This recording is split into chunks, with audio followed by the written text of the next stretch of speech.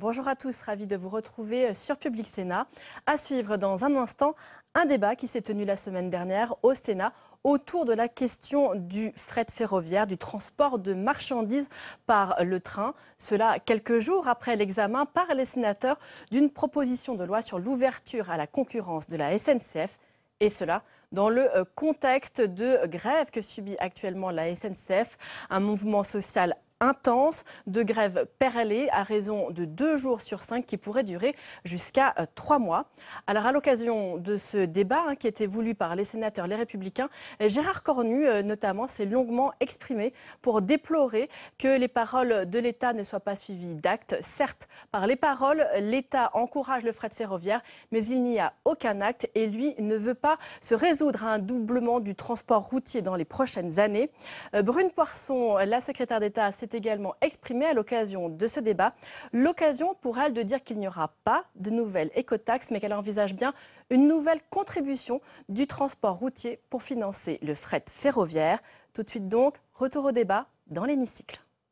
Nous commençons avec M. Éric Gold pour le groupe RDSE. Monsieur le Président, Madame la Ministre, chers collègues, dans les semaines qui viennent, la SNCF présentera un plan spécifique de relance du fret ferroviaire. Le rapport du Conseil d'orientation des infrastructures formule également plusieurs propositions. Compte tenu de la dette SNCF Fret et de la part modale toujours faible du transport ferroviaire de marchandises, ainsi que des obligations qui sont les nôtres en matière de développement durable, des évolutions seront les bienvenues. Mais les plans de relance s'accumulent depuis 15 ans alors que les problématiques structurelles demeurent. Les voies sur lesquelles ces trains circulent, voies qui structurent le territoire, ont pâti d'un manque cruel d'investissement pendant de nombreuses années, fléchées prioritairement vers la création de lignes à grande vitesse. Les voies structurantes sont ainsi vieillissantes et nécessitent la réalisation de travaux qui s'effectuent souvent la nuit. Or, nous le savons, les trains de marchandises circulent aussi souvent la nuit. Les entreprises de fret qui circulent désormais sur des lignes ouvertes à la concurrence souffrent avant tout de l'état du réseau et des travaux importants d'entretien en cours.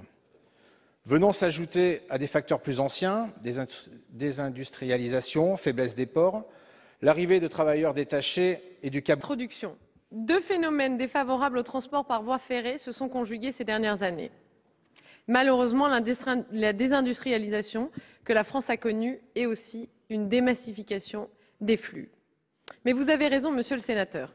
Le fret a souffert également du manque d'investissement sur le réseau existant, raison pour laquelle le gouvernement va vous présenter, dans le cadre de la loi de programmation des infrastructures, une réorientation des financements en faveur de ces derniers. Nous allons veiller à ce que ces travaux pénalisent le moins possible l'exploitation. Le gouvernement veut aussi œuvrer en faveur de l'amélioration de la qualité de service et notamment sur la question cruciale de la ponctualité.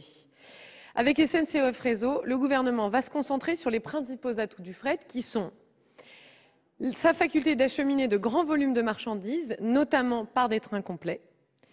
Deuxièmement, une meilleure utilisation de ses capacités résiduelles, trains massifs, système d'acheminement de wagons isolés ou transport combiné. Troisièmement, œuvrer à la concurrence déloyale que vous pointez. Le dumping économique et social que cela génère fragilise notre capacité à intensifier le report modal de la route vers le fret. Et nous y travaillons au niveau européen très activement avec nos partenaires. Le défi que posent les véhicules utilitaires légers, c'est-à-dire les véhicules qui font moins de 3,5 tonnes, il fait tout particulièrement l'objet d'une attention du gouvernement et nous nous attaquons à cette question-là de près, particulièrement au niveau européen. Je vous remercie. Merci Madame la Ministre. La parole est à Madame Elisabeth Lamure pour le groupe Les Républicains. Merci Monsieur le Président, Madame la Ministre, mes chers collègues. En 2016, le Premier ministre a confié des missions parlementaires sur les enjeux portuaires. Pour ma part, j'ai été missionnée sur Fos-Marseille et l'axe Rhône-Saône. Le long de cet axe rhodanien, nous avons un boulevard pour le transport du fret, le fleuve, la voie ferrée, l'autoroute. Pourtant, le constat, vous le connaissez, 82% du fret est transporté par la route. Le nombre de trains qui quittent le port de Fos quotidiennement est de l'ordre d'une vingtaine. Savez-vous combien de trains quittent chaque jour le port d'Hambourg? Eh bien, c'est 150. Pourtant, en France, on continue de laisser la part belle au transport routier, qui est responsable de 60% des émissions de gaz à effet de serre, alors qu'un train transporte l'équivalent de centaines de camions. Sur l'axe que j'ai étudié, mon rapport insistait sur le rôle majeur du nœud ferroviaire lyonnais, car sa congestion freine le développement du transport de fret. La commission Mobilité 21 a classé en première priorité les travaux sur le réseau existant et 421 millions d'euros ont été inscrits au CPER 2015-2020 pour une première tranche. Nous sommes en 2018. Madame la ministre, quel est l'état d'avancement de cette tranche et surtout des suivantes ? Et puis, quant au contournement ferroviaire lyonnais, il y aurait, semble-t-il, un report. Madame la ministre, je vous remercie de votre réponse sur ces points. Merci, chers collègues. Madame la ministre. Monsieur le Président, Mesdames et Messieurs les sénateurs, Madame la sénatrice Lamure, le port de Marseille-Fos entend faire de Lyon son port avancé pour renforcer son hinterland. Le port de Marseille, qui assure 55% des exportations maritimes de la région lyonnaise, compte s'appuyer sur la densité de ses connexions routières, ferroviaires et fluviales avec Lyon pour augmenter sa part de marché sur la métropole. Il faut un mélange des trois. Pour mettre en œuvre cette stratégie, le port de Marseille s'appuie sur l'association Medlink Ports, qui a considérablement développé l'offre multimodale et massifiée du port de Marseille, grâce notamment au ferroviaire sur le couloir rhodanien. Aujourd'hui, 7 entreprises ferroviaires et 7 opérateurs de transport combiné opèrent sur et à partir du port de Marseille. La réalisation du terminal de transport combiné de Mourpiane, dont l'objectif est de dynamiser le trafic de conteneurs grâce à une connexion plus rapide au réseau ferré national. Par ailleurs, en 2016, vous appeliez de vos vœux la nomination d'un délégué interministériel sur l'axe Rhône-Saône. Vos propositions ont été entendues. Suite à votre rapport remis conjointement avec le député François-Michel Lambert sur la compétitivité de l'axe Rhône, le Premier ministre a confié au délégué interministériel Jean-Christophe Baudouin une réflexion sur une nouvelle stratégie portuaire sur la façade et le long de l'axe Rhône. Celle-ci aboutira à l'été 2018, dans quelques mois. Les résultats de cette stratégie portent aujourd'hui leurs fruits. D'abord, l'offre commerciale ferroviaire à partir et vers le port de Marseille compte 45 services ferroviaires par semaine.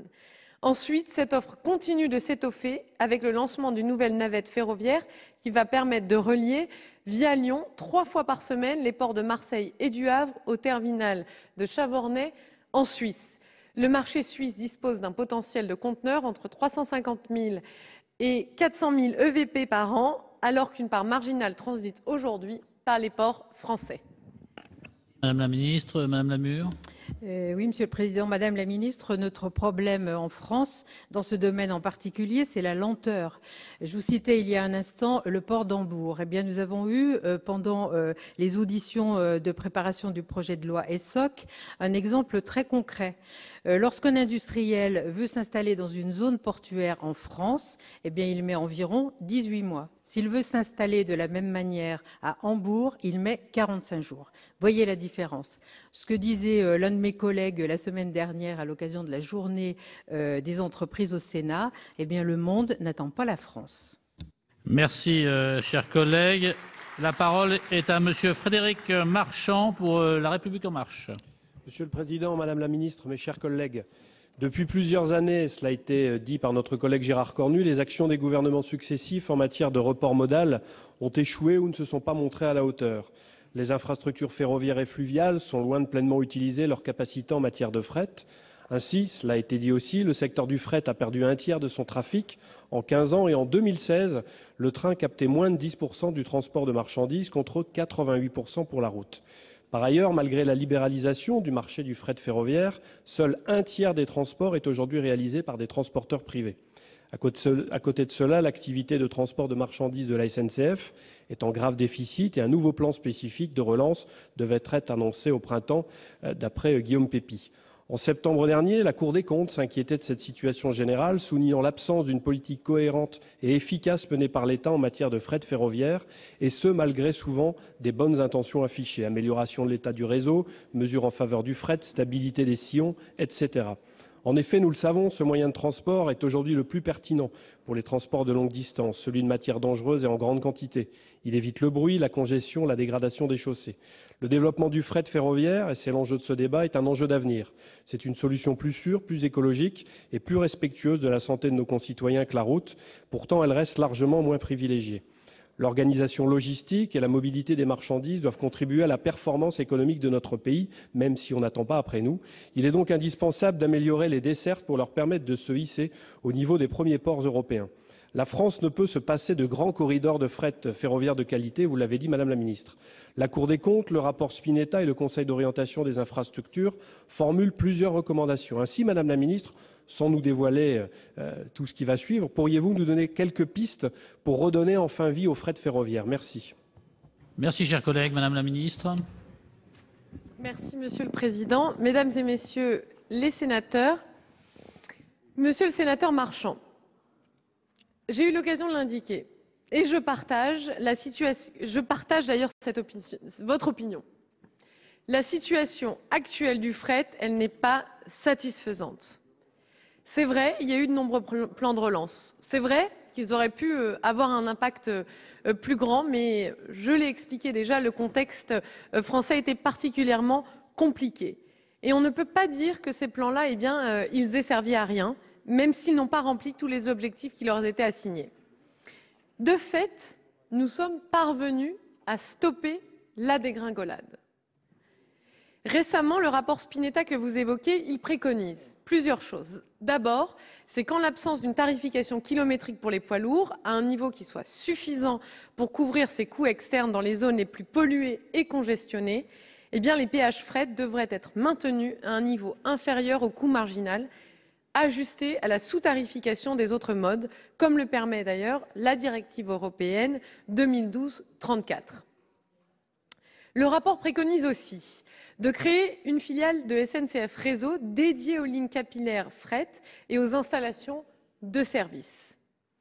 Monsieur Spinetta recommande de recapitaliser la dette accumulée de fret SNCF et, je le rappelle, de 4,3 milliards d'euros en 2016. Et donc, il recommande de recapitaliser et de filialiser fret SNCF à partir du moment où la restructuration de l'activité aura été achevée et aura permis un retour à l'équilibre opérationnel. Le gouvernement examine actuellement des propositions, ces propositions-là, et elles vont faire l'objet de débats dans le cadre du nouveau pacte ferroviaire. Je vous remercie. Madame la ministre, la parole est à Madame Cécile Cukierman pour le groupe CRCE. Merci, Monsieur le Président, Madame la Ministre, mes chers collègues. Depuis de trop nombreuses années, le fret ferroviaire est le parent pauvre du rail. Les voies sont vétustes, mal entretenues, ce qui a conduit à l'abandon d'un grand nombre de lignes et à la fermeture de triages. L'État et l'entreprise historique ont organisé la casse de l'outil industriel par l'ouverture à la concurrence et l'abandon du wagon isolé. Ainsi, l'activité de fret SNCF s'est réduite à 150 000 wagons en 2014 contre 700 000 en 2005. Les effectifs ont également fondu, passant de 15 000 agents en 2008 à 7 400 en 2015. Demain, avec le rapport Spinetta, les lignes capillaires risquent d'être soit confiées aux régions, soit abandonnées, ce qui pénalisera d'autant plus ce qui reste encore de fret ferroviaire. Fret SNCF est appelé à la filialisation, une politique suicidaire car guidée par la recherche d'un retour à l'équilibre qui est impossible dans un contexte où les péages ferroviaires sont en constante augmentation. Pourtant, les enjeux environnementaux de rééquilibrage modal sont toujours aussi importants et nous attendions donc beaucoup du rapport Duron. Nous regrettons donc qu'il indique, je le cite, que les investissements en matière de fret doivent faire l'objet de nouvelles expertises pour faciliter leur programmation en optimisant les coûts et pouvoir être considérés comme prioritaires dans les programmations.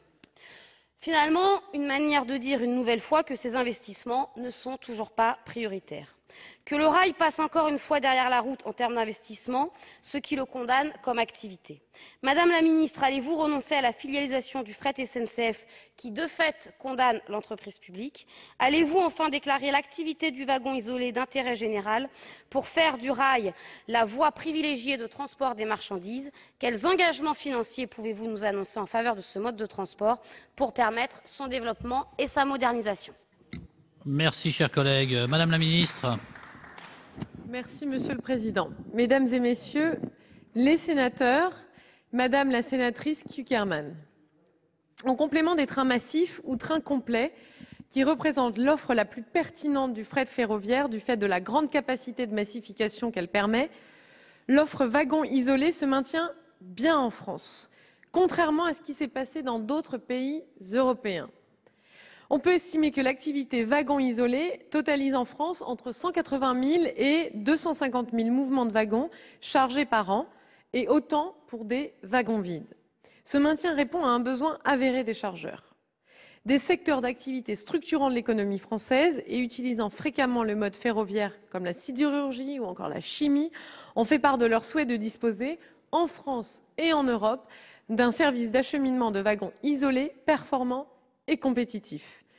Une étude wagon isolé pilotée par l'Association des utilisateurs du transport de fret et publiée en septembre 2016 a conforté cette volonté des chargeurs de voir perdurer et se renforcer cette offre qui correspond à des besoins spécifiques liés à des contraintes industrielles et à des contraintes aussi de sécurité. Cette offre, elle est composée de deux grands types d'organisations de transport. D'abord, une organisation structurante nationale construite par Fret SNCF, qui est caractérisée par une couverture géographique importante avec une stratégie de maîtrise de bout en bout, reposant sur un modèle de gestion en réseau. Et puis, deuxièmement, plus récemment, des offres régionales construites sur mesure par les autres entreprises ferroviaires. Elles reposent plus sur un modèle de gestion par axe et elles s'appuient plutôt sur une coopération entre entreprises ferroviaires lorsque les distances sont plus importantes. Et donc, il s'agit maintenant, pour les opérateurs ferroviaires, d'optimiser la capacité des trains et aussi d'améliorer la commercialisation de ces offres. C'est ici que se trouvent les enjeux. Je vous remercie. Madame la ministre, la parole est à Monsieur Bernard Delcros pour le groupe Union centriste. Madame la ministre, l'amélioration des infrastructures routières, mais aussi la politique qui a été menée par la SNCF depuis bien longtemps ont considérablement réduit, fait chuter l'utilisation du rail. De 75% des parts de marché dans les années 60 à moins de 10% aujourd'hui, vous l'avez rappelé. Mais en tirer des conclusions hâtives pour considérer, dans une vue à court terme, que le fret ferroviaire n'est pas une solution d'avenir, sans replacer ce sujet dans les grands enjeux sociétaux, climatiques et écologiques du XXIe siècle, serait à mon sens une erreur. N'oublions pas que 94% des émissions de gaz à effet de serre sont dues au transport issu du routier, que selon l'Agence de la santé publique en France, plus de 48 000 décès par an seraient dus à la pollution de l'air. Dans les Pyrénées, plus de 6 millions de poids lourds, transitent chaque année vers l'Espagne par les cols du Pertus et du Biriatou. Dans le Massif central, que je connais bien, 92% des marchandises acheminées au port de Sète, principal débouché vers la Méditerranée, le sont par camion, alors que le Massif central est irrigué par un réseau de près de 4000 km de voies ferrées sous-utilisées. Peut-on continuer, Madame la Ministre, à laisser croître ce trafic de poids lourds et la pollution de l'air qui l'accompagne? Ce ne serait pas responsable. Je pense que l'enjeu est tel qu'il vaut que nous investissions sur l'entretien et la modernisation d'un réseau ferroviaire qui existe. Il n'est pas à construire, il existe. Alors, deux questions. Seriez-vous favorable à reconsidérer l'avenir du fret ferroviaire dans une vision stratégique de long terme qui intègre de manière prioritaire les données environnementales, de santé publique et d'aménagement du territoire? Et de façon plus particulière, pouvez-vous m'assurer que la ligne Clermont-Ferrand, Neussargues-Béziers, axe majeur du fret massif central, entièrement électrifié, inscrite en 2000 dans le schéma européen fret, une ligne qui conditionne le maintien de l'entreprise ArcelorMittal à Saint-Chilles-et-Apcher, que cette ligne sera maintenue. Je vous remercie. Merci, cher collègue. Madame la ministre. Merci, Monsieur le Président. Mesdames et Messieurs les sénateurs, les sénatrices et les sénateurs, pardon, décidément, je suis désolée. Monsieur le sénateur Delcros, à l'heure actuelle, il est estimé qu'environ 50 à 70 millions d'euros d'investissement seront nécessaires sur la partie nord de la ligne située en Auvergne-Rhône-Alpes, ainsi que pour la desserte du site Arcelor à Saint-Chély-d'Apcher. Cette ligne de desserte fine des territoires présente deux problématiques pour les circulations voyageurs et fret. S'agissant de la problématique fret, cette ligne dessert le site d'ArcelorMittal dont le maintien présente des enjeux significatifs en termes d'emploi pour le département de la Lozère, comme vous le savez, monsieur le sénateur. À court terme, pour éviter une rupture des circulations dès 2019, 3,5 millions d'euros de travaux d'urgence sont nécessaires. SNCF Réseau a mis à profit l'été 2017 pour poursuivre les discussions avec les régions Occitanie et Auvergne-Rhône-Alpes sur le financement de ces travaux d'urgence destinés à pérenniser les trafics fret jusqu'en 2021. Les travaux seront donc réalisés au premier semestre 2018 sur une période de 3 mois. Et enfin, monsieur le sénateur, vous allez être un des premiers informés du lancement de l'appel à manifestation d'intérêt des autoroutes ferroviaires France-Espagne dans les jours qui viennent. Et je suis sûre que vous suivrez ça avec intérêt et de très près. Je vous remercie. Merci, Madame la Ministre. La parole est à Monsieur Joël Bigot pour le groupe socialiste. Monsieur le Président, Madame la Ministre, mes chers collègues, le rapport Duron acte le désastreux bilan du report modal qui a abouti à une victoire écrasante du routier sur le rail.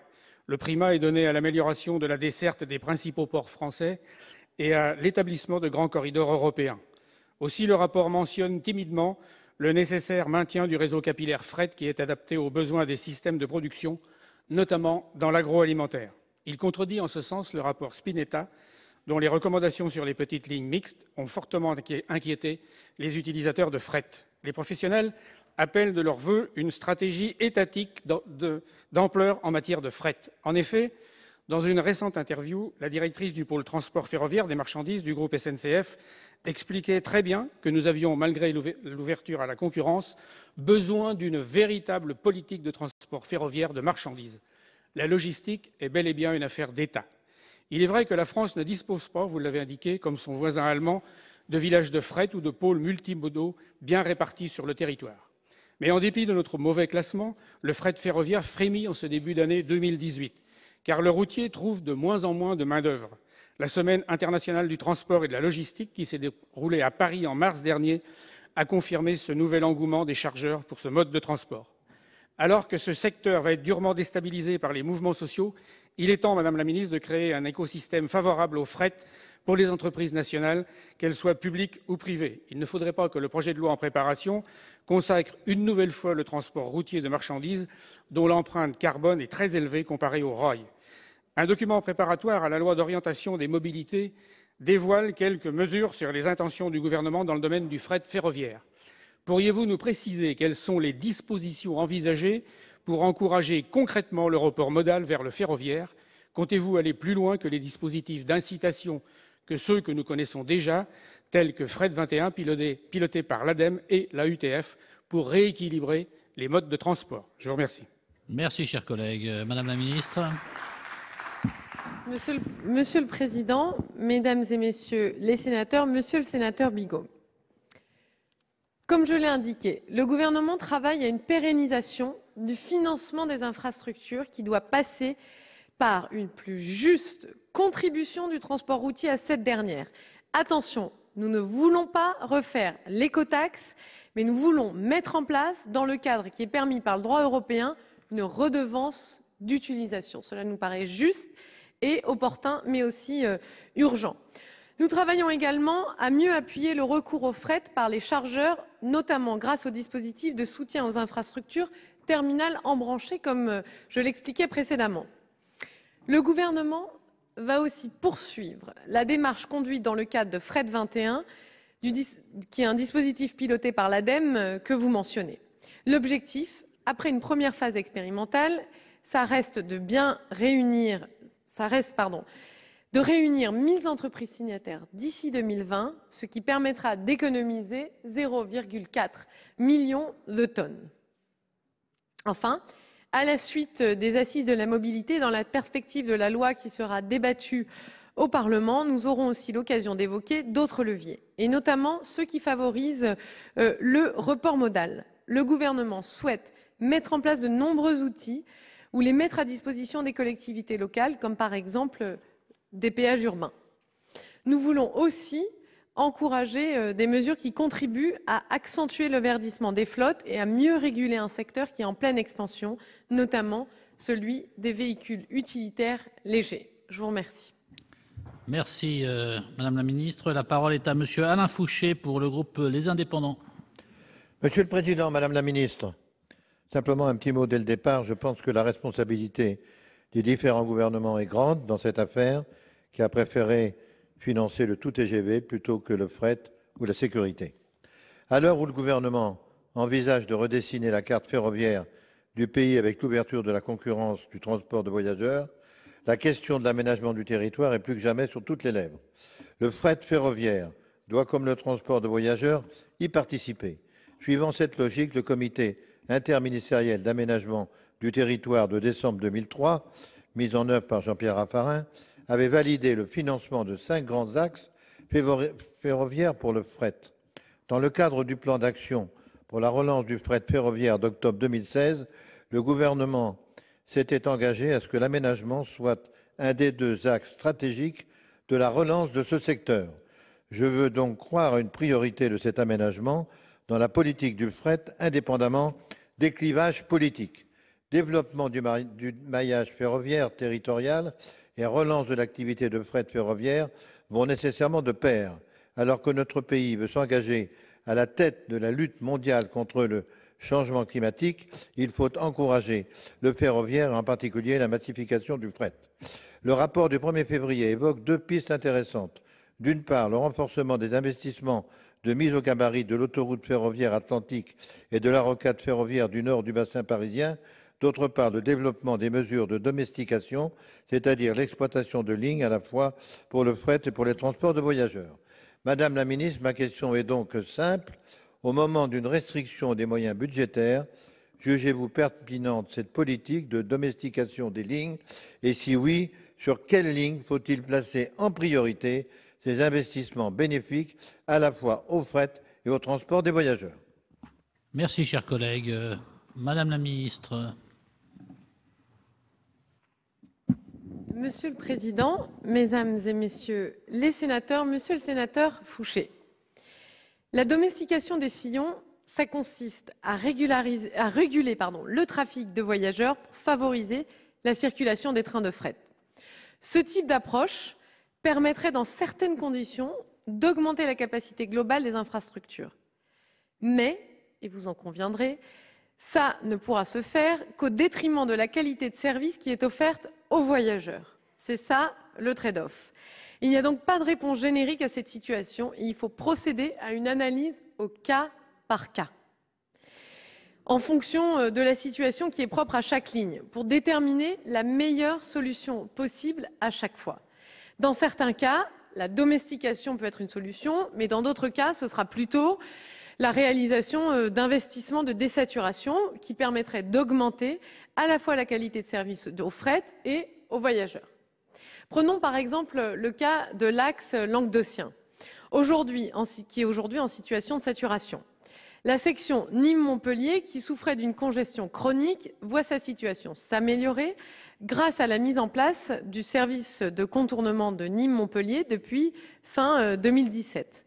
En revanche, pour la section qui est située en aval, entre Montpellier et Perpignan, le projet de ligne nouvelle a été examiné par le Conseil d'orientation des infrastructures, qui recommande, lui, de n'engager sa réalisation qu'une fois que l'ensemble des potentialités de la ligne classique auront été exploitées.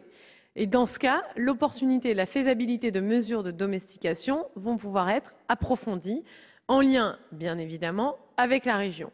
Et donc, c'est une approche au cas par cas qu'il faut favoriser, vous en conviendrez. Je vous remercie. Merci, Madame la Ministre. La parole est à Monsieur Éric Gold pour le groupe RDSE. Monsieur le Président, Madame la Ministre, mes chers collègues, alors que la France a eu l'honneur d'accueillir la COP21, aboutissant à la signature de l'accord historique sur le climat du 12 décembre 2015, notre trajectoire de réduction des gaz à effet de serre manque ses objectifs. Une marge de manœuvre demeure encore possible, notamment dans le domaine des transports, où le report modal doit être accéléré. Le transport de marchandises routier ne cesse de progresser pour atteindre une part modale de 88% en 2016. Non seulement il a un impact certain sur les infrastructures qu'il emprunte, mais il vient concurrencer le fret ferroviaire par nature moins compétitif, pourtant stratégique et indispensable au regard de nos engagements internationaux et européens. Or, en dépit de l'ouverture à la concurrence, la part du fret ferroviaire ne cesse de se réduire. Le rapport du Conseil d'orientation des infrastructures, remis en février dernier, inscrit dans sa 4e priorité, pour répondre à l'urgence, qu'il est nécessaire de, je cite, « se doter d'infrastructures et de services de fret performants au service de l'économie française et transporter les marchandises sur le mode le plus pertinent ». Pour cela, plusieurs pistes de financement, appelant une contribution plus importante du mode routier, sont préconisées, telles que la réaffectation d'une partie plus importante à la politique des mobilités de la taxe intérieure de consommation sur les produits énergétiques, la réforme des niches fiscales dont bénéficient les poids lourds ou l'instauration d'une redevance temporelle. D'ailleurs, le rapport souligne que le principe de la prise en charge par l'usager routier de son coût d'usage et de ses coûts externes se renforce par étapes successives au niveau européen et apparaît inéluctable. Madame la ministre, vous avez confirmé à plusieurs reprises que le transport routier serait mis à contribution afin de financer les infrastructures de transport à hauteur de quelques centaines de millions d'euros. Aussi, pourriez-vous nous préciser les modalités de cette contribution, en particulier si les nouvelles recettes seront affectées au mode ferroviaire pour compenser l'écart de compétitivité existant, ainsi que le calendrier de sa mise en œuvre? Je vous remercie. Merci, cher collègue. Madame la ministre.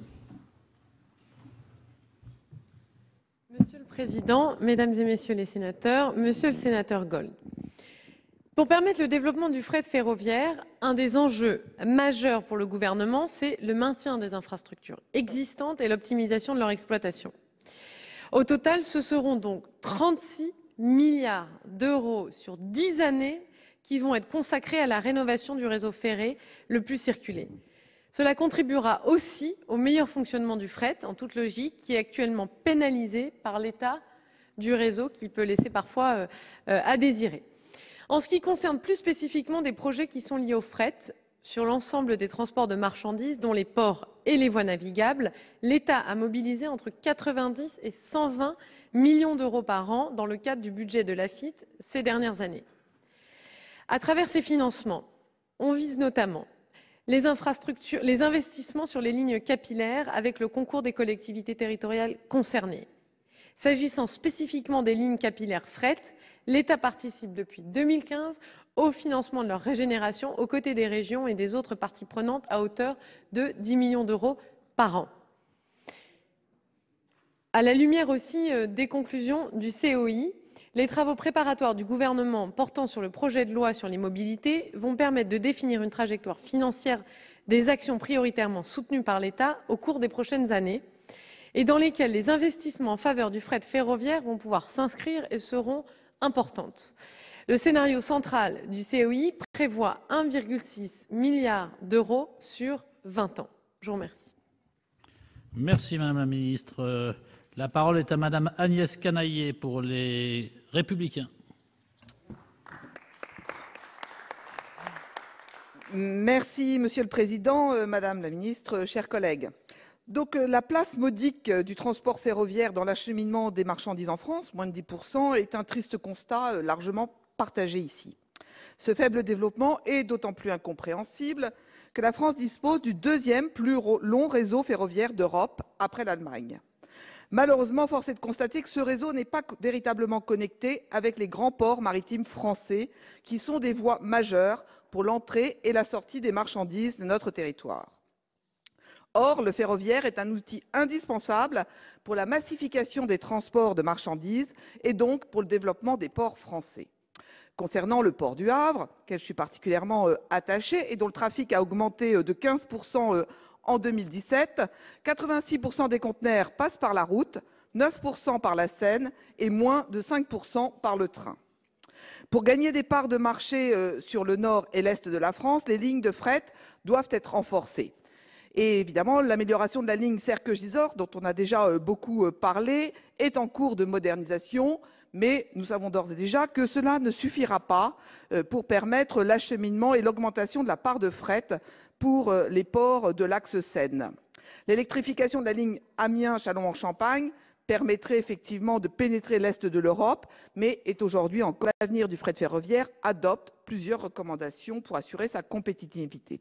Alors, Madame la Ministre, comment comptez-vous améliorer la massification du fret afin de donner aux grands ports maritimes, et notamment à ceux de l'axe Seine, les moyens pour être concurrentiels avec les ports de l'Europe? Merci, chers collègues. Madame la Ministre. Merci, Monsieur le Président, Mesdames et Messieurs les sénateurs. Madame la sénatrice Canaillet, l'objectif est l'élargissement de l'Interland des 3 ports de l'axe Seine, au-delà de leur zone d'influence naturelle qui est l'Île-de-France. Plusieurs projets d'infrastructure concourent à cet objectif. D'abord, la mise au gabarit de la Seine entre Bray et Nogent-sur-Seine. Le Conseil d'orientation des infrastructures a proposé de retenir un engagement de cette opération, représentant un montant d'investissement de 240 millions d'euros à l'horizon 2030. Voies navigables de France conduit actuellement les études de définition du projet qui permettront ensuite la tenue d'une enquête publique préalable à la déclaration d'utilité publique. Les financements de ces études par l'État et les collectivités territoriales partenaires sont inscrits dans le cadre des contrats de plan État-région 2015-2020 d'Île-de-France et de Champagne-Ardenne. Les conditions de poursuite de cette opération seront à définir à l'issue de l'examen par le Parlement du volet programmation de la loi d'orientation des mobilités. Deuxièmement, desserte du port du Havre, Canal Seine-Nord, Europe et Magéo. Le canal Seine-Nord-Europe donnera la possibilité d'attirer de nouveaux trafics maritimes à destination du cœur de l'Union. Il revient à nos acteurs portuaires de premier plan de savoir saisir l'opportunité que constituera l'ouverture de l'axe de la Seine sur le plus grand réseau fluvial d'Europe pour renforcer leur compétitivité. Et enfin, la modernisation de la ligne Serqueux-Gisors.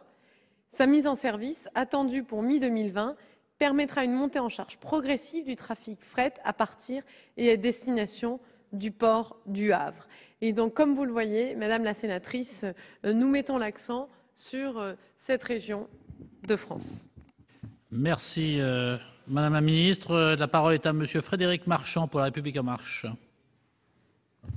Monsieur le Président, Madame la Ministre, mes chers collègues, tant le rapport Duron que le rapport Spinetta estiment la nécessité pour le fret ferroviaire d'un traitement à part, puisqu'il emprunte le réseau principal, mais aussi beaucoup de lignes à faible trafic, comme celles de catégorie UIC 7 à 9, ainsi que des infrastructures spécifiques telles que les installations terminales embranchées, ITE, des chantiers de transport combinés ou des triages. Je cite le rapport, « La gestion de ces lignes et ces installations de service, essentielles pour l'activité du fret, doit répondre aux enjeux d'exploitation spécifiques du fret, essentiellement en termes de disponibilité et de minimisation des coûts. » Or, il apparaît que ces enjeux sont difficilement pris en compte par SNCF Réseau, rajoutant de la difficulté à une situation déjà délicate s'agissant du fret ferroviaire. Le rapport Spinetta préconise donc la création d'une filiale de SNCF Réseau dédiée aux capillaires fret et aux installations de service. Pour l'auteur du rapport, cela permettrait de renforcer les liens avec les clients chargeurs et transporteurs pour définir des règles de maintenance et d'exploitation spécifiques, ainsi que les aménagements à mener et de favoriser les partenariats locaux, les clients, les régions, les CCI, pour faciliter le financement des investissements. Voilà notamment un sujet majeur pour les opérateurs ferroviaires de fret, les OFP, au nombre de 11 aujourd'hui, qui empruntent beaucoup ce réseau capillaire et se trouvent donc confrontés au problème de l'entretien. Je rappelle qu'un OFP est une PME ferroviaire locale assurant du transport de fret de proximité et gérant l'infrastructure de façon déléguée. Ces opérateurs ferroviaires de petite taille constituent une réponse nouvelle au transport de courte distance dans les territoires ou dans les ports. Les derniers chiffres établis accordent aux OFP 10% des tonnages en 2016, chiffre certes modeste, mais qui permet de mesurer tout le chemin parcouru depuis 2007, alors que personne n'imaginait la viabilité du modèle. Madame la Ministre, sur cette question des lignes capillaires de fret, pouvez-vous nous éclairer sur les intentions du gouvernement à l'aune des préconisations du rapport Duron? Merci. Merci, chers collègues. Madame la Ministre.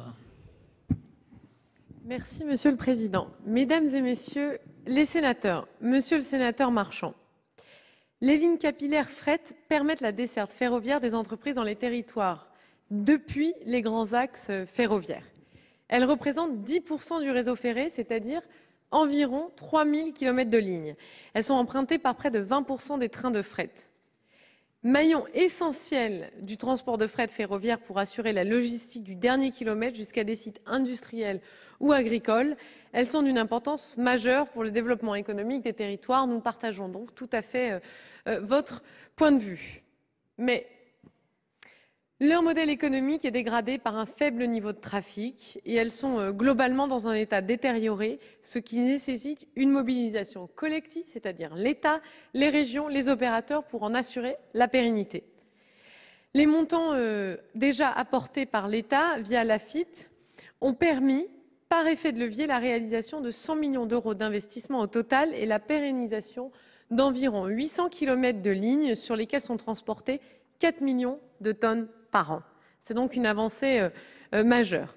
L'État soutient par ailleurs des initiatives locales consistant à mettre en œuvre des modes de gestion innovants pour les lignes capillaires fret qui peuvent contribuer à la pérennisation de leur modèle économique.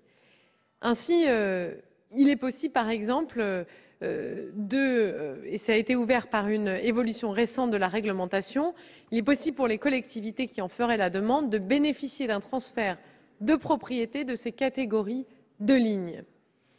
Le gouvernement va donc veiller à inclure les capillaires fret dans la loi de programmation qui sera présentée prochainement au Parlement.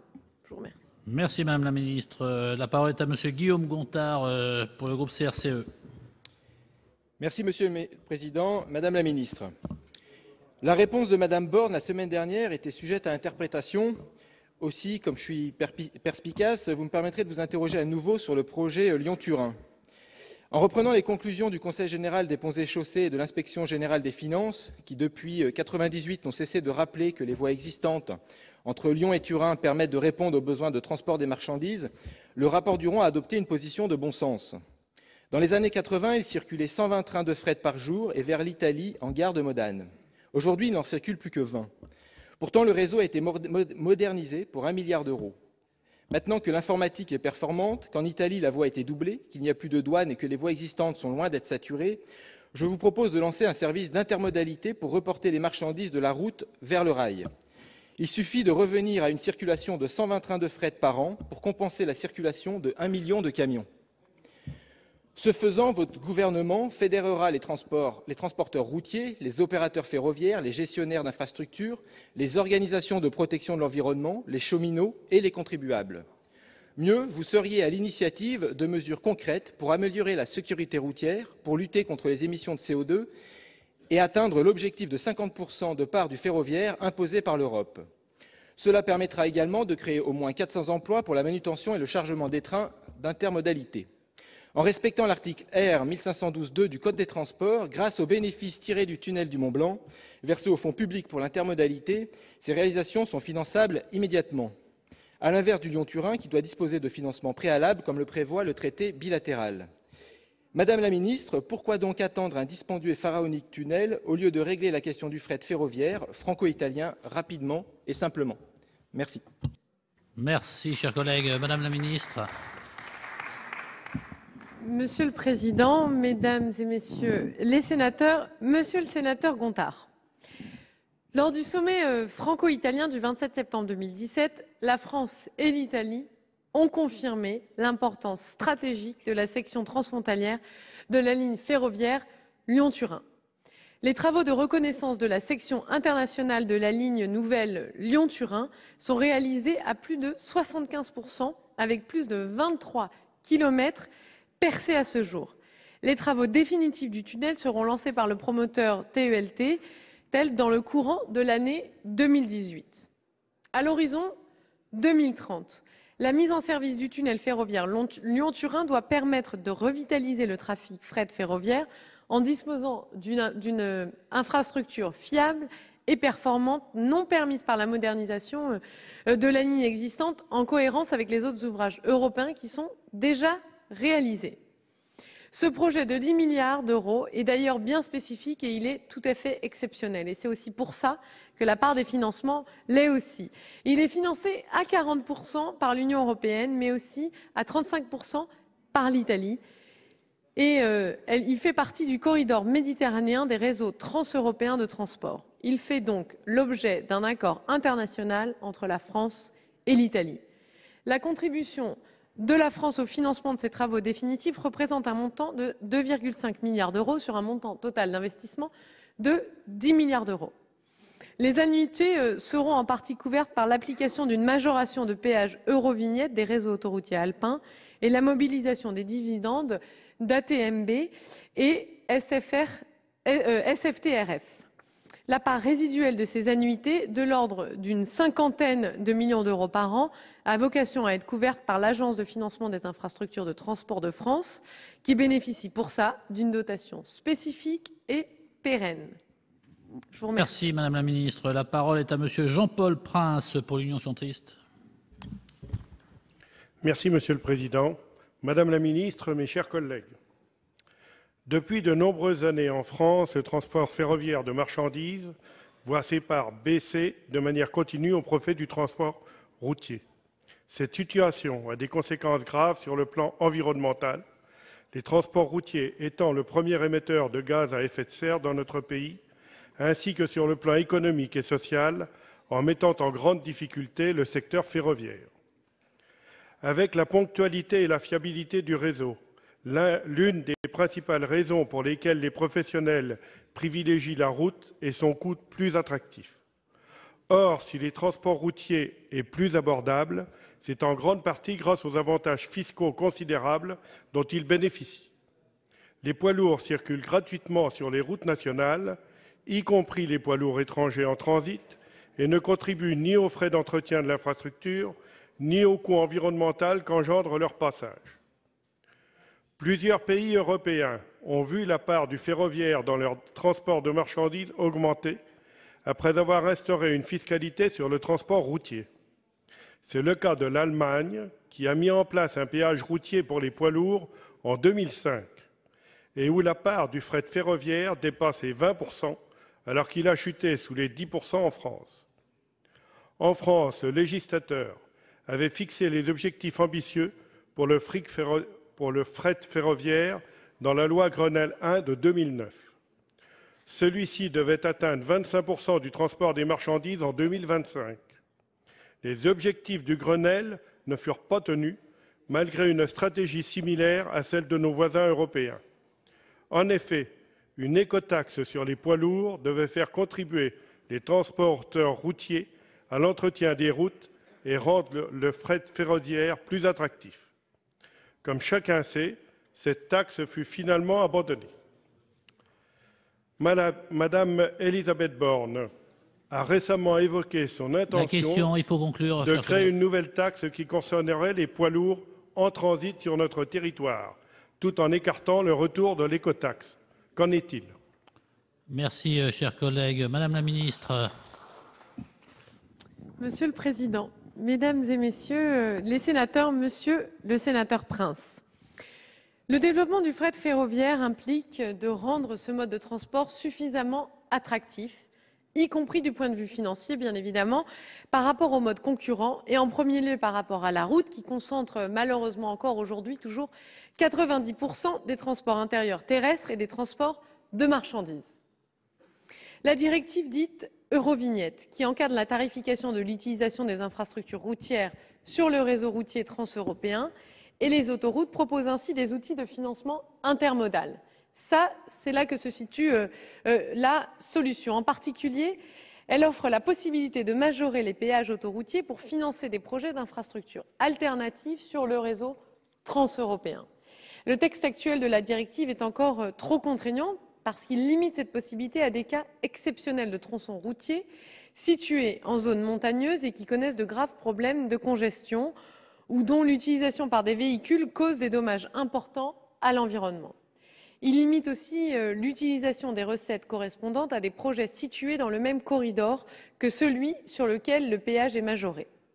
Dans le cadre de la révision de cette directive, qui est initiée au printemps de l'année dernière, le gouvernement soutient un assouplissement de cet outil de majoration des péages pour qu'il puisse être appliqué plus facilement et aussi appliqué à plus grande échelle. Il pourrait devenir, y compris sur le long terme, un des leviers importants contribuant à accélérer la transition modale, permettant ainsi de diminuer l'impact du transport de marchandises sur l'environnement. Et nous entendons utiliser ce levier-là et en faire pleine utilisation. Je vous remercie. Merci Madame la Ministre. La parole est à Madame Nelly Tocqueville pour le groupe socialiste. Merci Monsieur le Président, Madame la Ministre, mes chers collègues. En septembre dernier, la Cour des comptes s'inquiétait d'une politique peu ambitieuse en matière de fret ferroviaire en France. Elle suggérait au gouvernement des voies d'amélioration pour revitaliser particulièrement le transport ferroviaire de marchandises, qualifiant de préoccupante la situation de l'opérateur public dans ce secteur. Cette activité a enregistré une perte nette de 256 millions en 2015, 314 millions en 2016 et est pénalisée par un endettement de l'ordre de 4 milliards d'euros. Le rail transporte un peu plus de 10% des marchandises qui circulent dans l'Hexagone, tandis que 87% de celles-ci transitaient encore par la route en 2015. Ces seuls chiffres démontrent la nécessité impérative de soutenir le fret ferroviaire, d'en améliorer sa structure, dans le souci de répondre à des impératifs environnementaux prégnants et aux objectifs de la transition écologique et énergétique. Quand on sait qu'un train de fret équivaut à 50 camions sur les routes, aujourd'hui les nécessités sont donc environnementales, mais aussi économiques. Cette problématique est vérifiable, comme cela a été dit, particulièrement dans ma région, où la modernisation du tronçon interdépartemental Serqueux-Gisors conditionne la compétitivité du port du Havre, confronté aux difficultés induites par l'insuffisance de la part modale, et plus largement celle de l'ensemble AROPA, GIE qui réunit les ports du Havre, Rouen, Paris, 5e ensemble portuaire nord-européen. Actuellement, c'est moins de 5% des containers partant du Havre qui relèvent du fret ferroviaire. Le report de la fin des travaux sur cet axe, initialement prévu fin 2019 à 2020, illustre la difficulté à mettre en œuvre de tels aménagements. Pouvez-vous, Madame la Ministre, nous confirmer cette date pour ce dossier local et plus généralement nous informer sur les moyens financiers que le gouvernement envisage pour moderniser et développer le fret ferroviaire afin de faire face aux urgences climatiques, économiques et concurrentielles, en particulier au niveau européen? Je vous remercie. Merci, chers collègues. Madame la Ministre. Monsieur le Président, Mesdames et Messieurs les sénateurs, Madame la sénatrice Tocqueville, comme je le détaillais dans ma réponse à Madame Canayer, Madame la sénatrice Canayer, la modernisation de la ligne entre Serqueux et Gisors vise à créer un itinéraire fret alternatif à l'axe historique, empruntant la vallée de la Seine via Rouen et Mantes-la-Jolie, parce qu'il approche la saturation en raison de la hausse du trafic de voyageurs. Elle répond à la volonté politique de renforcer la compétitivité des ports normands. Ça a été annoncé d'ailleurs par le Premier ministre récemment, et notamment celui du Havre, en améliorant l'offre de services entre le port et la région parisienne, et plus largement vers l'Europe. Ce projet bénéficie d'un financement européen important de 71 millions d'euros. Il s'agit d'une opération stratégique qui est nécessaire pour conforter la position de la France au cœur des grands flux maritimes entre l'Europe et les grandes économies mondiales. À la suite de la déclaration d'utilité publique qui a été prononcée en novembre 2016, les premiers travaux ont démarré pour créer un raccordement ferroviaire direct au sud de Serqueux pour électrifier la ligne, l'équiper d'un nouveau système de signalisation, supprimer des passages à niveau et installer des protections acoustiques nécessaires pour limiter les nuisances sonores. Sa mise en service, qui est attendue pour mi-2020, va permettre une montée en charge progressive du trafic fret à partir, mais aussi à destination, du port du Havre. Je vous remercie. Merci Madame la Ministre.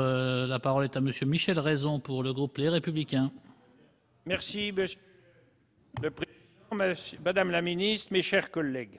C'est un beau clin d'œil d'ailleurs, cette journée de grève, que de débattre aujourd'hui de la politique de fret ferroviaire. Adopté à l'unanimité par le Conseil au sein duquel siègent nos collègues Hervé Maurey, Gérard Cornu, Michel Dagbert, le rapport du Conseil d'orientation des infrastructures fait consensus sur le diagnostic. Le fret ferroviaire, lui, démultiplie ses difficultés. Déficit de compétitivité, résultats nets négatifs, endettement, des performances que résume avec une certaine délicatesse la Cour des comptes européenne en parlant de globalement insuffisantes. Un mauvais jeu de mots, d'ailleurs, pourrait me faire dire que le dossier déraille. Mais je crois que c'est pire que cela et nous assistons plutôt à un naufrage. Et pourtant, le discours des différents gouvernants a toujours été clair. Dans une approche résolument environnementale, soutenons le fret ferroviaire pour rééquilibrer le mix du transport de marchandises. Impossible de compter le nombre de plans de relance. En dépit de cette ambition, l'État a paradoxalement pris des initiatives qui lui ont été défavorables.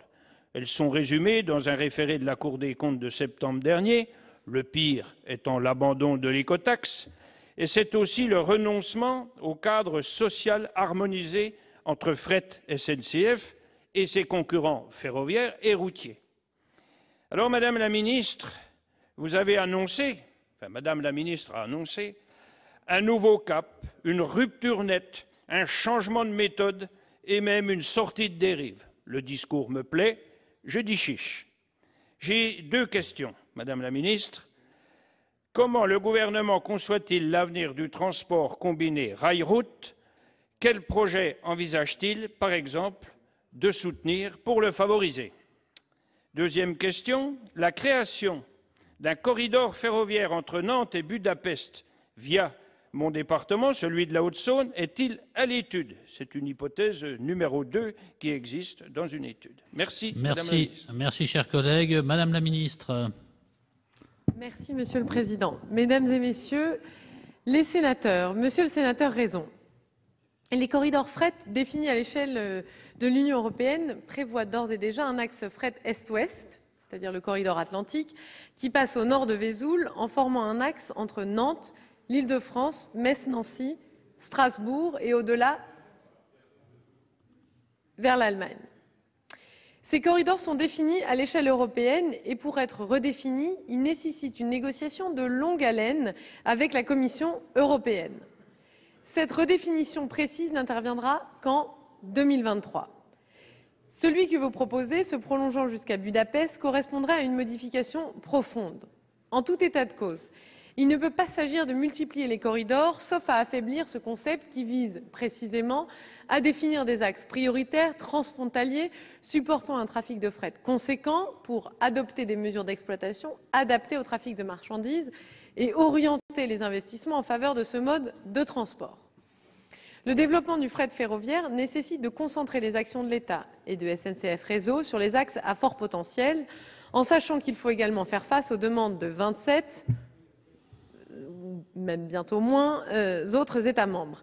S'agissant du réseau ferroviaire dans le secteur Vesoul, la ligne entre Autet et Vesoul, dans le département de la Haute-Saône, n'est effectivement plus exploitée. Pour autant, le réseau apparaît d'ores et déjà très maillé pour les grands flux internationaux.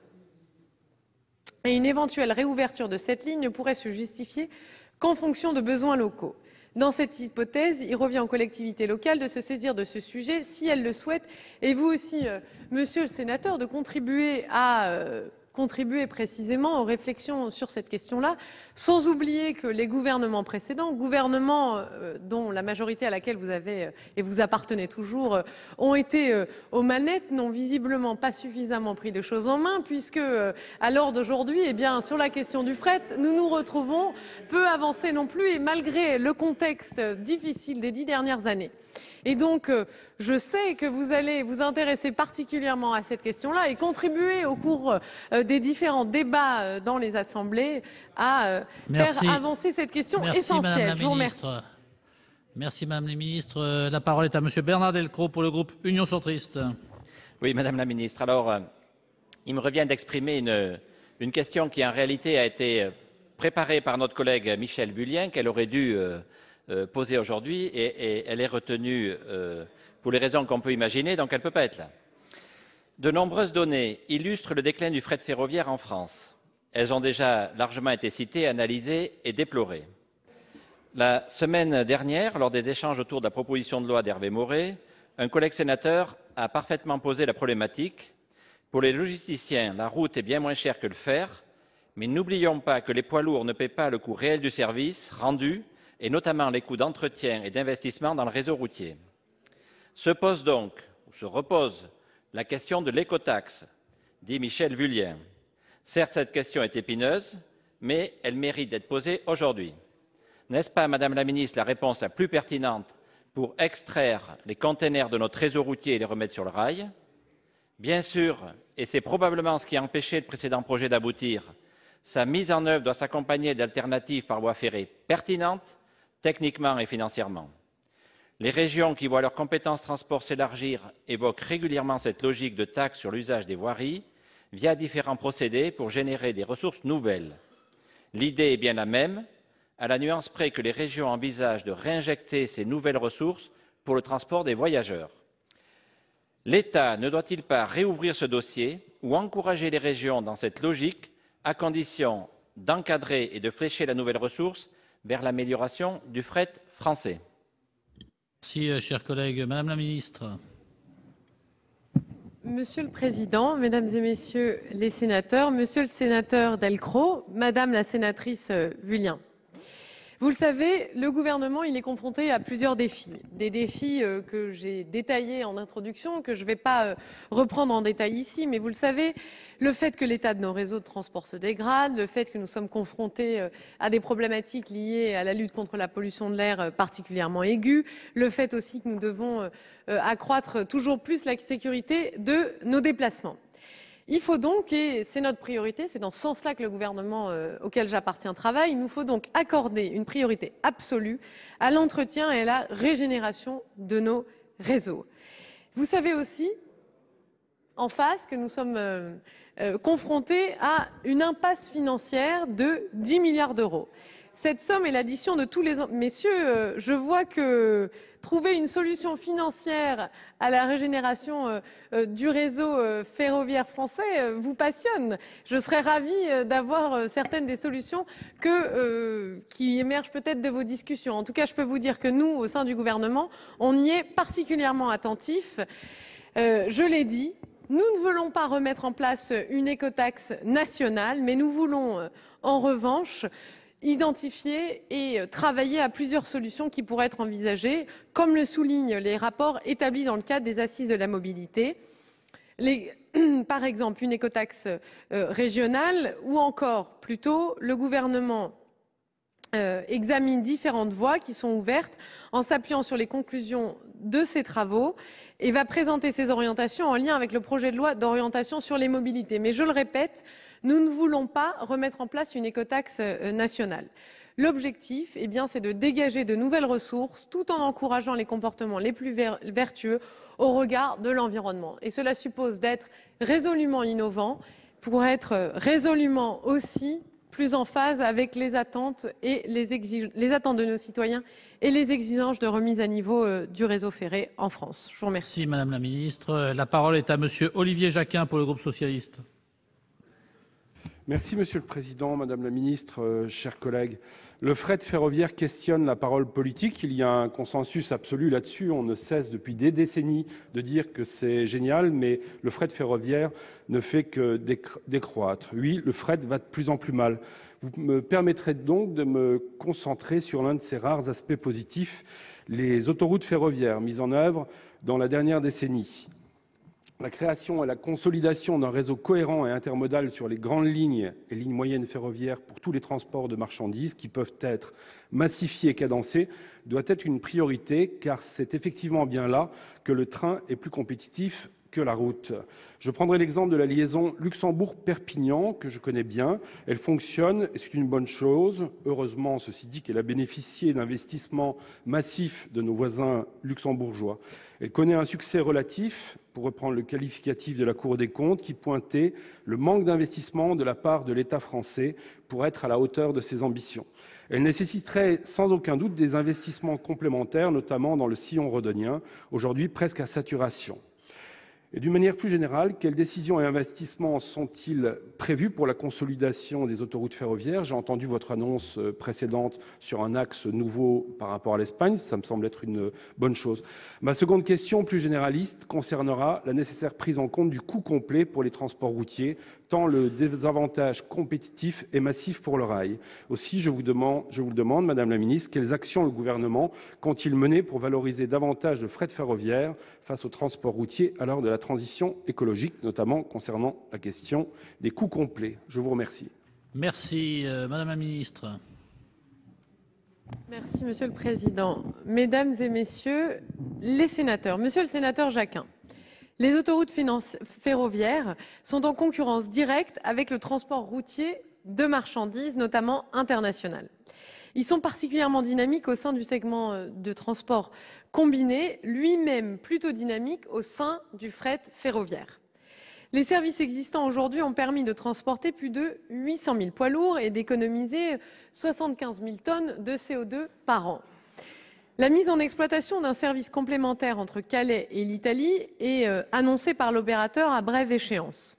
Le gouvernement français coopère activement avec les gouvernements espagnols, avec les gouvernements italiens, pour promouvoir la mise en exploitation de services nouveaux et la pérennisation aussi des services existants, parce que c'est aussi ça l'enjeu. La stratégie de l'État sur ce sujet est donc d'abord de poursuivre la démarche de développement et de pérennisation de l'autoroute ferroviaire alpine par la mise en concession du service, son extension, si possible aussi, à la région lyonnaise, ainsi que le raccordement de ce barreau alpin à l'axe rhodanien. La stratégie de l'État, c'est aussi de capitaliser sur les investissements passés d'augmentation de gabarit, de circulation de trains longs et de création d'itinéraires de secours qui soient financés par l'État sur l'axe rhodanien, l'axe Calais, Lille, Metz, Lyon, Avignon, Perpignan, en accompagnant la mise en exploitation de services complémentaires sur cet axe.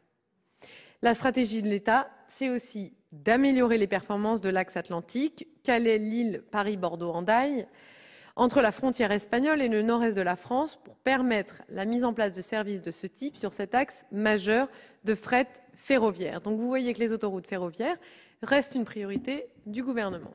Je vous remercie. Merci, Madame la Ministre. Vous voulez reprendre la parole ?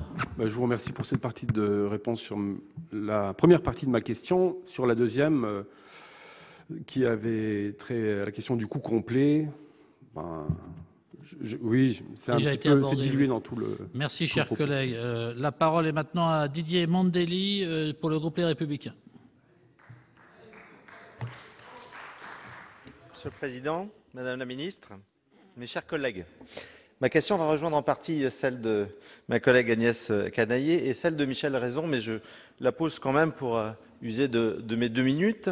Le rapport du Conseil d'orientation des infrastructures a permis de mettre en lumière des projets permettant de relancer le fret ferroviaire en France. C'est une bonne chose. Ce Conseil préconise ainsi, je le cite, de se doter d'infrastructures et de services de fret performants au bénéfice de l'économie française et de transporter les marchandises sur le mode le plus pertinent. À ce titre, le rapport met en avant le projet de la voie ferrée Centre-Europe Atlantique. Ce projet devrait permettre d'achever la modernisation d'un itinéraire fret au centre de la France pour relier, selon un axe ouest-est, la façade atlantique à l'axe Saône-Rhône et au Rhin, sans passer par Paris et la Grande Ceinture. La réalisation de ce projet passe par la modernisation de la section de ligne entre Nevers et Chagny, 163 km, dont le coût serait aujourd'hui estimé à 200 millions d'euros, pour l'électrification et l'aménagement de la voie, l'adaptation au gabarit et la reprise des tunnels et ouvrages d'art. Pour le port de Nantes-Saint-Nazaire, la réalisation de la voie ferrée Centre-Europe Atlantique représente un enjeu essentiel en termes de compétitivité. En 2017, le trafic de marchandises de Nantes-Saint-Nazaire s'est élevé à près de 30 millions de tonnes. Il a progressé dans les mêmes proportions qu'au Havre de 17,2% par rapport à 2016. Sur l'ensemble de ces marchandises, 1 million de tonnes passent par le rail, soit un tout petit peu plus de 3%. Cela représente un quart, malgré tout, du trafic fret de la région Pays de la Loire. J'ai donc la conviction que ce projet peut nous permettre d'aller plus loin et d'améliorer les temps d'acheminement des marchandises. Aujourd'hui, cela a été dit, 87% des marchandises sont transportées par la route. La France ne possède pas une offre de fret ferroviaire compétitive, faute d'avoir suffisamment cru dans son développement, et cela a été également indiqué à plusieurs reprises. Ma question est simple. Devant une telle opportunité de développer un axe compétitif de fret ferroviaire qui relierait directement Nantes et Lyon, le gouvernement soutiendra-t-il ce projet?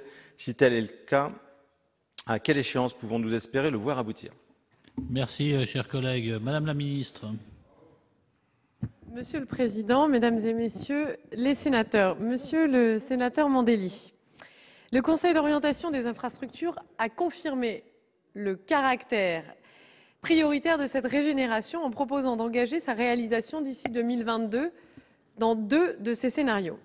S'agissant en partie d'une ligne UIC 79, les collectivités publiques, État et collectivités territoriales, devront prendre en charge le coût de cette régénération, soit un montant de l'ordre de 270 à 370 millions d'euros.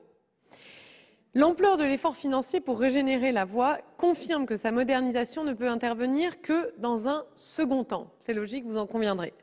L'électrification de la section entre Nevers et Chagny doit donc s'envisager à un horizon de plus long terme. Le port de Nantes-Saint-Nazaire possède un réseau permettant l'accueil de trains complets sur l'ensemble des sites portuaires connectés avec le réseau ferré national. Deux principales actions sont engagées afin d'augmenter ce trafic. D'abord, renforcer l'offre de transport par train entier en augmentant les capacités d'accueil sur le faisceau électrifié à Montoire. Et ensuite, accompagner le développement du terminal à conteneurs par la réalisation d'un chantier de transport combiné sur le site de la gare de Montoire de Bretagne.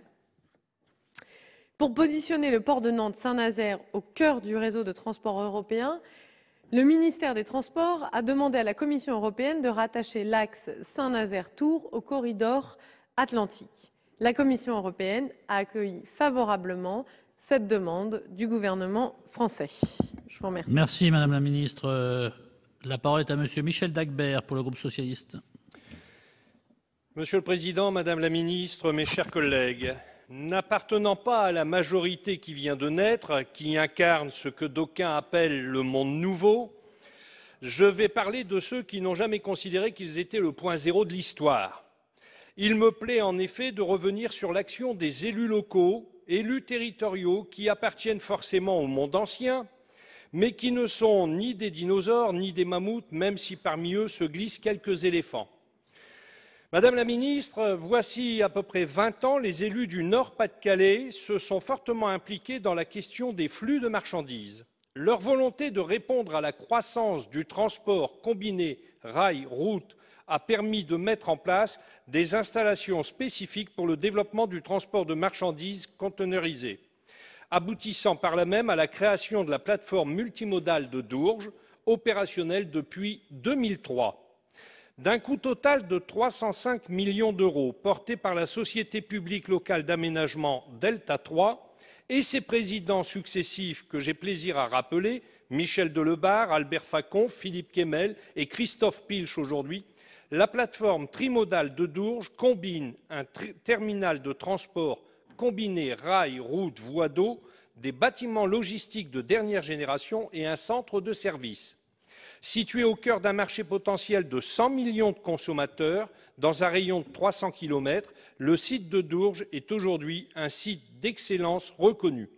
Son activité en 2016 représentait 3 200 trains, soit 94 000 passages chantiers, correspondant environ à un peu plus de 320 000 manutentions, soit 19 millions de fret. Elle constitue donc un bel exemple en matière de projets réussis portés par les élus locaux et les acteurs économiques. Si l'on peut regretter la faible part du fret ferroviaire en France et surtout la faiblesse de la densité d'utilisation du réseau ferré, aussi nous pouvons constater le fort potentiel de développement de ce secteur. Aussi, Madame la Ministre, vu ce potentiel, quelles initiatives concrètes comptez-vous prendre afin d'optimiser notre réseau ferré et conforter des outils tels que Dourges, qui incontestablement peuvent être les instruments du rattrapage en matière de fret ferroviaire? Merci, chers collègues. Madame la Ministre. Monsieur le Président, Mesdames et Messieurs les sénateurs, Monsieur le sénateur Dagbert, j'ai été surprise par l'utilisation de métaphores animales, voire zoologiques ou autres, et je me serais en tout cas certainement pas permise moi-même de les utiliser.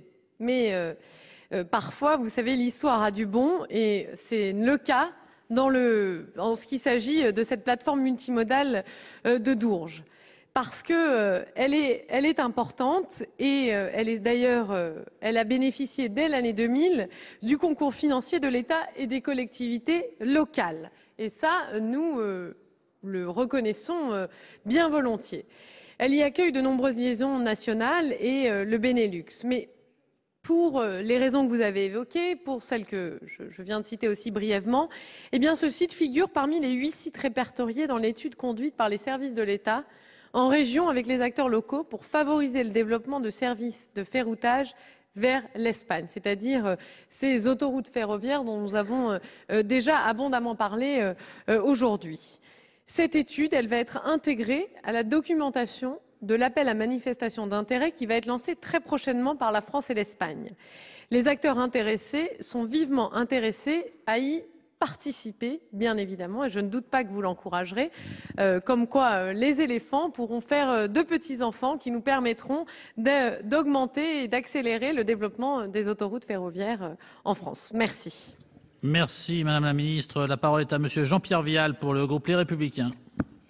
Oui, Madame la Ministre, laissons au passé donc ce quasi-scandale du fret ferroviaire sur lequel il y a un consensus apparemment. La ministre Elisabeth Borne, ici même le 18 janvier dernier, déplorait cet abandon de la politique du fret ferroviaire en soulignant, il y a quelques jours, ici là même, notre système est à bout de souffle et le trafic marchandises en crise avec une chute de 40% depuis le début des années 2000. S'agissant du futur, donc, permettez-moi de parler du Lyon-Turin qui a été évoqué par certains, au cœur de la stratégie européenne décidée à Essen en 1993 sur le corridor sud-européen et de son lien aujourd'hui avec la route de la soie chère au président Macron. Si les accords franco-italiens ont sanctuarisé les engagements du tunnel de base, vous me permettrez de vous interroger sur 2 points essentiels. Le premier concerne les accès. C'est un sujet sensible où nous ferons bien de nous inspirer de la démarche de nos voisins italiens. Ils ont rencontré les mêmes difficultés au sujet du coût de ces infrastructures, s'élevant à presque 10 milliards d'euros, avant de décider de ne conserver dans le calendrier du tunnel de base que les ouvrages nécessaires à son exploitation, soit environ 2 milliards d'euros, et de reporter au-delà de 2050 les autres ouvrages pour un peu plus de 7 milliards d'euros. C'est cette même réflexion que nous vous proposons d'engager et qui devrait permettre d'aboutir à des choix comparables qui éviteraient ainsi ces débats confus, inutiles et stériles. La deuxième question concerne la plateforme de l'Est lyonnais. L'urgence est aujourd'hui d'augmenter les volumes du fret. La plateforme de l'autoroute ferroviaire alpine d'Eton, aujourd'hui à saturation, a été conçue à titre expérimental et nécessite aujourd'hui l'implantation d'une plateforme de grande capacité à l'Est de Lyon. Une décision a été prise à ce sujet en 2009. Il y aura bientôt 10 ans et les opérateurs attendent toujours la décision du gouvernement. Cette plateforme est la première urgence pour la crédibilité du Lyon-Turin, comme le précisait d'ailleurs Philippe Duron dans son rapport, mais celui de 2013. Chers collègues, Madame la Ministre. Monsieur le Président, Mesdames et Messieurs les sénateurs, Monsieur le sénateur Vial. En ce qui concerne les accès au Lyon-Turin, le Conseil d'orientation des infrastructures considère judicieux de donner la priorité à la modernisation de la ligne existante Dijon-Modane pour lui permettre d'accueillir dans de bonnes conditions les trafics de fret pour un montant de 700 millions d'euros. Le tunnel ferroviaire historique du Mont-Cenis, qui date du 19e siècle, supporte actuellement un trafic de 3 millions de tonnes par an via la ligne classique Dijon-Modane. Modernisée par des investissements de renforcement de traction électrique et d'amélioration de l'exploitation, cette ligne pourrait permettre d'acheminer 10 millions de tonnes par an en 2030, puis 15 millions de tonnes par an après l'ouverture du nouveau tunnel grâce aux gains de productivité qui seraient permis par la nouvelle infrastructure.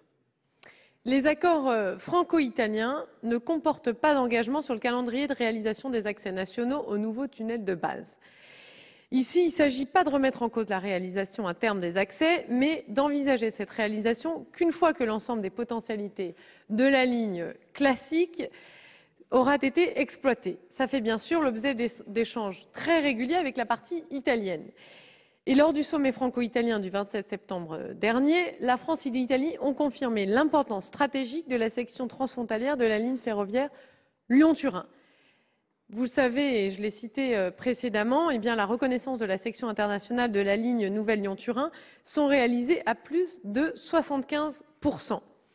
À horizon 2030, la mise en service du tunnel ferroviaire Lyon-Turin doit permettre de revitaliser le trafic de fret ferroviaire en disposant d'une infrastructure fiable et performante, ce qui n'est pas permis par la modernisation de la ligne existante. Je l'ai déjà détaillé précédemment. Je vous remercie. Merci Madame la Ministre. Enfin, Monsieur Daniel Grémillet pour le groupe Les Républicains. Pardon, il restait du temps ? 10 secondes. Allez. 10 secondes. Oui, simplement faire part quand même de ma stupéfaction. Tout le monde a parlé du pôle lyonnais, de l'autoroute ferroviaire, vous-même de la vallée rhodanienne. Vous nous parlez de Dijon. Très sincèrement, on ne parle pas du Lyon-Turin. Vous parlez d'une ligne qui était à rénover, prévue depuis 2000. Que l'État veuille rénover cette ligne Dijon-Ambérieu, nous n'y voyons aucun inconvénient. Mais ce n'est pas du tout du Lyon-Turin dont on parle. Merci, cher collègue. Donc la parole est maintenant à monsieur Daniel Grémillet pour le groupe Les Républicains. Merci, Monsieur le Président, Madame la Ministre, chers collègues. Le fret ferroviaire en France en 15 ans est passé de 27%. Aujourd'hui, on est à peine à 10% du tonnage. Si je prends des pays industrialisés de l'Europe, l'Allemagne est à 23% et d'autres pays comme la Suède, l'Autriche sont à plus de 40%. Vous avez mis en place, et vous l'avez très bien évoqué, la preuve, Madame la Ministre, c'est qu'on écoute bien vos propos. Vous avez évoqué tout à l'heure les investissements de l'État sur, effectivement, aux côtés des régions, parfois des départements et des entreprises, sur le réseau capillaire et notamment sur le réseau terminal pour les entreprises. Mais tout cela, ça ne peut fonctionner que si le réseau toile d'araignée de nos territoires est en état. Si je prends le Grand Est, c'est 600 millions d'euros qui sont nécessaires pour remettre à niveau le réseau de l'ensemble de notre région. Et si je prends le département des Vosges, c'est l'ensemble des lignes qui sont, Madame la Ministre, classées en 7 à 9. Ça veut dire où on risque d'être dans une situation de désengagement total de l'État. À quoi ça sert de demander à une entreprise d'investir pour avoir un terminal fret si après les trains ne sont pas capables de circuler ou circuler au rythme des calèches? Ma question, Madame la Ministre, elle est simple. Que pensez-vous faire dans notre pays pour que l'économie de nos territoires et l'industrie de nos territoires puissent effectivement avoir de réelles chances par rapport aux autres pays dans l'Union européenne, parce que le fret, c'est un coût, c'est en temps et en heure, c'est la performance, c'est le flux tendu. La réalité économique aujourd'hui n'est plus le stockage. Aujourd'hui, la réalité, c'est en temps et en heure. Que pensez-vous faire? Merci, chers collègues. Madame la Ministre. Monsieur le Président, Mesdames et Messieurs les sénateurs, Monsieur le sénateur, vous étiez comme moi ici depuis plusieurs minutes, voire plusieurs heures, et j'espère vous avoir convaincu que le fret ferroviaire était une véritable priorité de ce gouvernement-là. Simplement, ça ne vous aura pas échappé que nous héritons d'une situation. Et donc, avec ce dont nous héritons, et ça n'a rien à voir d'ailleurs avec le nouveau monde ou autre chose, mais nous héritons d'une situation. Et avec ce que nous avons dans les mains, nous devons trouver des solutions. Et c'est exactement ce à quoi on s'attache. Et je ne doute pas que vous contribuerez et que vous participerez au débat sur les différentes lois qui sont actuellement et qui vont être examinées par le Parlement, et notamment le nouveau pacte ferroviaire qui occupe à l'heure actuelle la ministre des Transports Elisabeth Borne, et notamment aussi la loi d'orientation des mobilités. Je sais que le sujet vous passionne et je sais que vous saurez encourager tous vos collègues aussi à y participer, parce que nous avons besoin de toutes les énergies tant la situation est importante et, si j'ose dire, préoccupante. Sur la question plus spécifique du sillon lorrain, il s'agit d'une ligne importante de liaison entre Luxembourg et Perpignan. C'est une autoroute ferroviaire qui fonctionne bien, comme l'a souligné le sénateur Jacquin. Il s'agit également d'un outil très utile en matière de transport combiné. Ce service a été augmenté en fréquence de 4 à 6 trains par jour désormais, et il est prolongé jusqu'à Calais. Nous sommes déterminés à renforcer encore cette infrastructure qui est essentielle et qui est aussi un bel exemple de réussite du fret ferroviaire, exemple que nous souhaitons répliquer ailleurs sur le territoire. Et nous l'avons encore évoqué le 20 mars dernier lors du premier sommet intergouvernemental franco-luxembourgeois. C'est donc ce type d'initiative que nous voulons multiplier, et le fret ferroviaire reste et est toujours une priorité du gouvernement actuel. Je le souligne encore. Je vous remercie. Merci, Madame la Ministre. Avec votre intervention prend fin ce débat sur la politique de fret ferroviaire. Il y a vraiment 7 secondes. 7 secondes. Monsieur Grémier, 7 secondes. Oui, Monsieur le Président. J'ai eu la délicatesse, Madame la Ministre, de parler d'un bilan sur 15 ans. Je suis très choqué et je ne rentre pas rassuré sur le fait que vous ne parlez que d'autoroutes ferroviaires. Pour qu'il y ait du monde sur les autoroutes, il faut aussi qu'il y ait le capillaire, il faut qu'il y ait les territoires. Et là, vous les oubliez. Merci, chers collègues. Donc, je remercie Madame la Ministre de sa disponibilité et de sa spontanéité dans ses réponses.